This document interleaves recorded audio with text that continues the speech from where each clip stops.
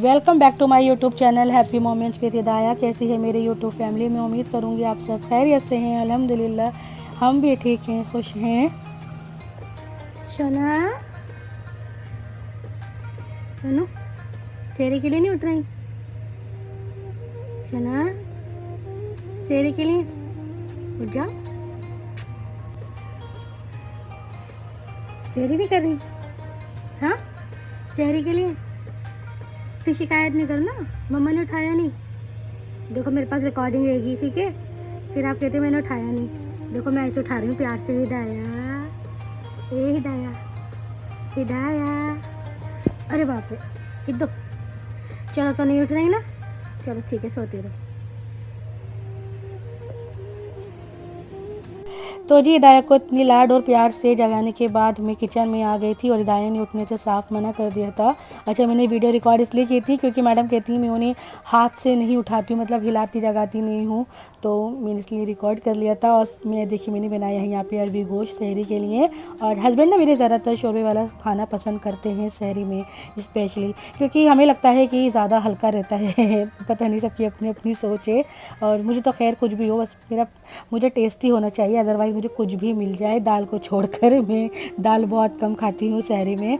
और दस्तरखान भी लगा रही थी और हस्बैंड जो हैं वो फ्रेश होने गए हुए थे, उनके आने से पहले ना मैं सारी चीज़ें सेट कर लेती हूँ। वैसे तो मैं नॉर्मल है हमारी सहरी, मेरे लिए तो नॉर्मल है। काफ़ी लोगों को लगता है कि ओवर हो जाता है, किसी को लगता है कि क्या खाया, कुछ भी तो नहीं है, लेकिन सबकी अपनी अपनी थॉट्स होती है ना।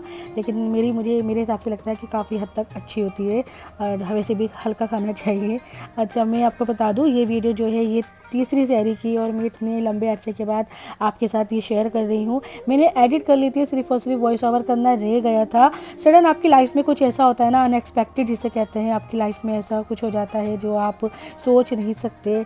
और कुछ हमारे साथ भी ऐसा हुआ जो हमने नहीं सोचा था। बाकी जो हम नहीं सोचते वही हो जाता है और फिर काफ़ी दिन लग जाते हैं आपको संभलने में।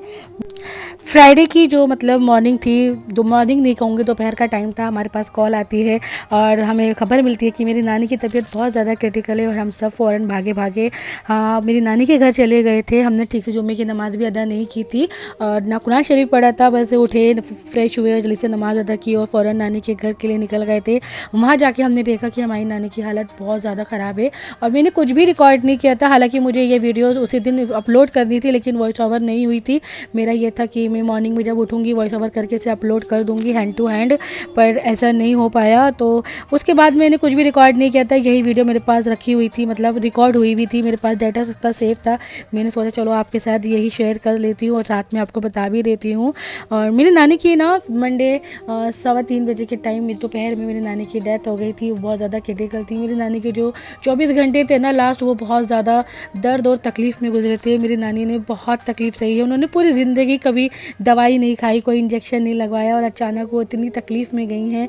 लेकिन हमें बहुत ज़्यादा अंदर से कि ना इत्मीनान सा है कि मेरी नानी को अब आराम मिल गया, वो सुकून में, हम सबको यही है। और मरने से पहले कहते हैं कि अगर आप बीमार होकर गुजरते हैं, तकलीफ़ के साथ गुजरते हैं, तो अल्लाह ताला आपके सारे तमाम अगले पिछले सभी गुनाह माफ़ कर देता है। बस हमें यही, और मेरे से भी मेरी नानी जो आ रहा था वो यही कह रहा था कि मेरी नानी ना जन्नती है माशाल्लाह से। क्योंकि कभी हमने कभी उनके मुँह से कभी किसी के लिए गलत बात नहीं सुनी, गलत अल्फाज नहीं सुने, कभी किसी के लिए वो शिकायत नहीं करती थी। मैं अपने हस्बैंड से कह रही थी कि अल्लाह ताला वैसे लोग नहीं बनाएगा, क्योंकि मैं तो अभी तक अपनी नानी जैसे लोगों से नहीं मिली हूँ। मतलब वो अलग ही थी, उनका अलग ही मिजाज था। वो किसी से शिकायत नहीं करती थी, किसी से शिकवा नहीं करती थी, ना किसी की बुराई करती थी। और बस उन्हें ना मेरी नानी का काफ़ी अर्से पहले एक ऑपरेशन हुआ था, उसके बाद से ना वो भूलने लगी थी, तो वो बातें भूल जाती थी और हम सब बहुत हंसते थे, हमें अच्छा लगता था। वो इतनी भोली भोली लगती थी। वो जब वो बातें भूल जाती थी, रिपीट क्वेश्चन करती थी, हम उन्हें रिपीट आंसर देते थे, तो हम इंजॉय करते थे हमारी नानी के साथ वो टाइम। तो वो सब बहुत याद आ रहा है इस टाइम बहुत ज़्यादा। और काफ़ी लोग कहेंगे कि व्लॉगिंग क्यों कर रही हो, क्योंकि मुझे लगता है कि मैंने इसे as a duty, as a job मैंने इसे एक्सेप्ट किया है। तो मुझे लगता है मुझे अपनी ड्यूटी और जॉब करनी चाहिए। और वैसे भी किसी के जाने से ज़िंदगी नहीं रुकती। अगर ऐसा होता तो आज से 13 साल पहले जब मेरे वालिद साहब गुजरे थे, तो हम सब तो वहीं के वहीं रह जाते, क्योंकि उस टाइम तो हमारे ऊपर भी बहुत बड़ा पहाड़ टूटा था। बिल्कुल मैं तो ऐसी हो गई थी कि अब क्या होगा, क्योंकि अनएक्सपेक्टेड कहते हैं ना, कुछ होता है। मेरे वालिद साहब बिल्कुल ठीक थे, उन्हें अचानक से अटैक पड़ा था और अचानक से हमारी ज़िंदगी में अंधेरा सा ऐसा लग रहा था छा गया था। तो वो वक्त अगर हम निकाल सकते हैं तो इंशाल्लाह ये वक्त भी हम निकाल ही लेंगे। और वैसे भी किसी के जाने से ज़िंदगी नहीं रुकती है, ये तो हकीकत है।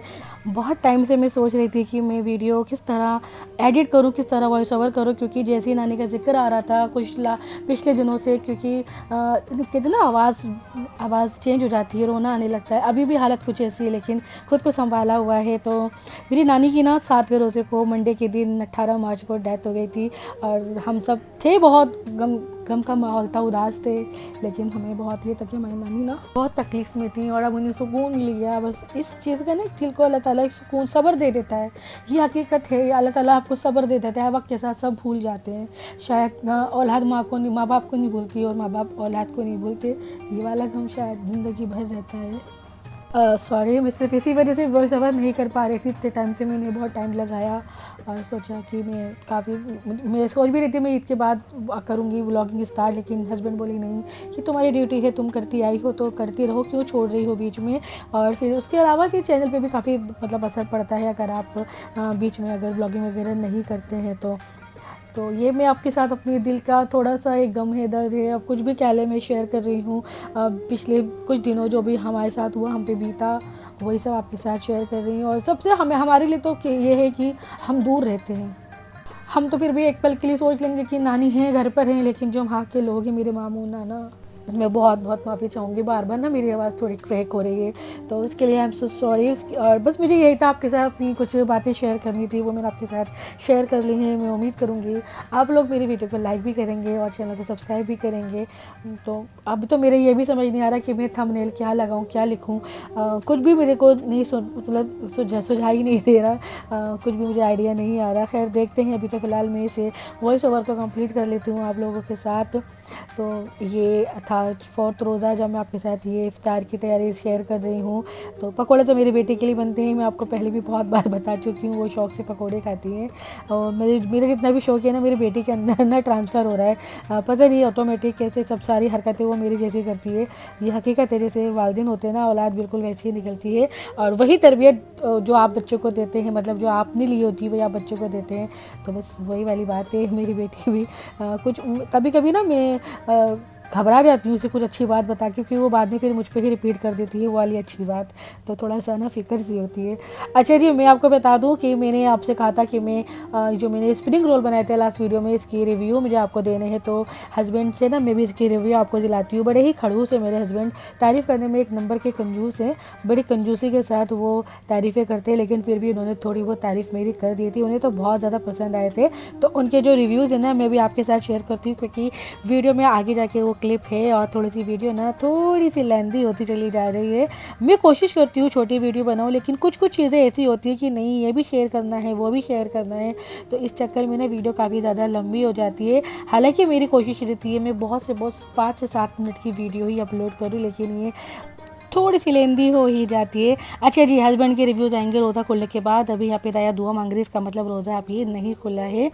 तो वीडियो को लाइक और चैनल को सब्सक्राइब करके ज़रूर जाइएगा और साथ में हस्बैंड के रिव्यूज़ भी सुनते जाइएगा। फिर मिलेंगे इंशाल्लाह आपसे अगले व्लॉग में। जब तक के लिए अल्लाह हाफिज़, टेक केयर।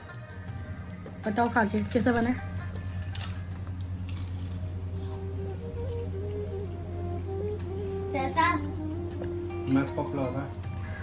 पक्का अच्छा लग रहा है? कसम से वे तारीफ तो खुल के कर दिया करो। बहुत अच्छा लग रहा है। मैं खाने में इतने बिजी हो गए, चलेगा, क्योंकि मैंने इसमें ना सॉसेस ऐड नहीं की थी, तो इसीलिए डर लग रहा था कि कैसे टेस्ट आएगा। चलो मैं खाती हूँ।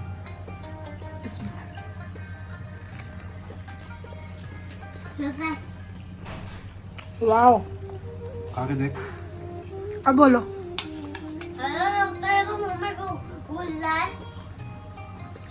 गुलदान